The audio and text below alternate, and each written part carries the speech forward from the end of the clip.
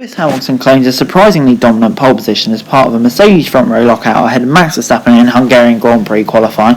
Taking an official pole for the first time since May, Hamilton lapped 0.3 of a second faster than teammate Valtteri Bottas and 0.4 clear of Red Bull's Max Verstappen, who he trailed by 8 points in the championship after the dramatic events at Silverstone. Hamilton was booed by some in the grandstand. The main grandstand, which contained a large contingent of the Orange Army Verstappen fans, as he concluded his TV interview after the session. "I appreciate the great support. Honestly, I've never been so great with booing. If anything, it just fuels me, so I don't really mind it." Hamilton's first Q3 time of 1:15.419 was enough to secure his 101st pole. The Englishman did not improve on his final run after a slow outlap, in which he ran behind Bottas but ahead of both Red Bulls. Sergio Perez, behind Hamilton and Red Bull teammate Verstappen in the queue, failed to cross the line for a final attempt. Its bit of gamesmanship suggested Red Bull boss Christian Horner.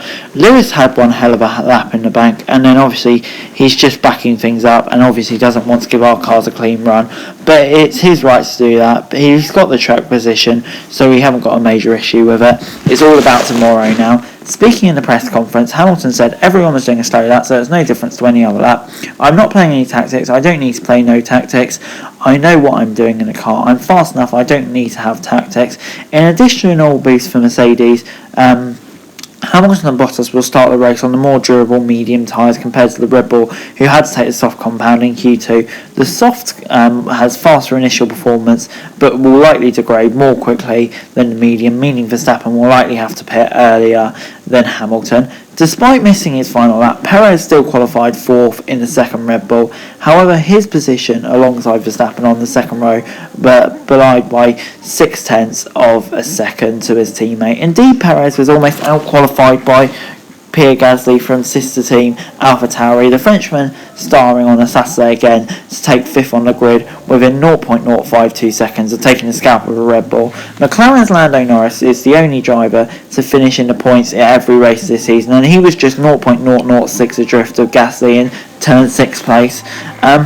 Teammate Daniel Ricciardo again dropped out in Q2, however. Charles Leclerc was 7th for Ferrari, but teammate Carlos Sainz endured a Q2 nightmare, crashing out as he rounded the circuit's long corner. The Spaniards will start no higher than 15th on track, which is notoriously difficult to overtake.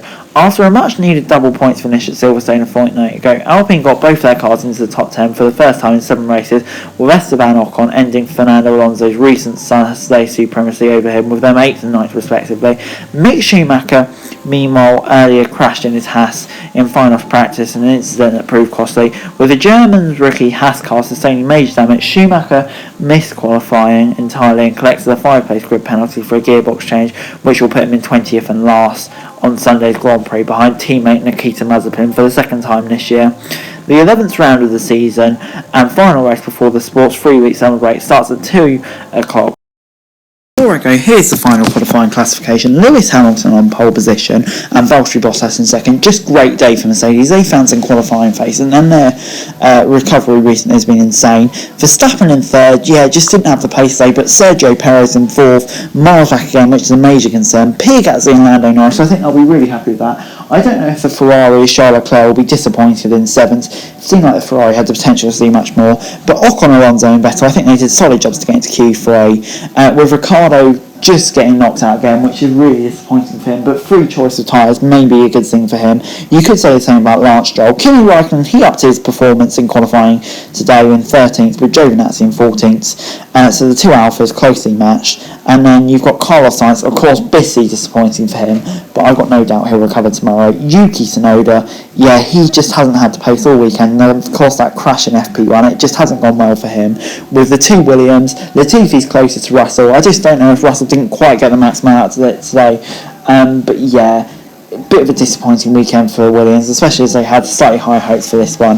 And then in 19th and 20th, Mazepin in 19th, and Schumacher in 20th. Schumacher really has got to stop crashing, to be honest. He does have the pace, but the amount of crashing is slightly disappointing.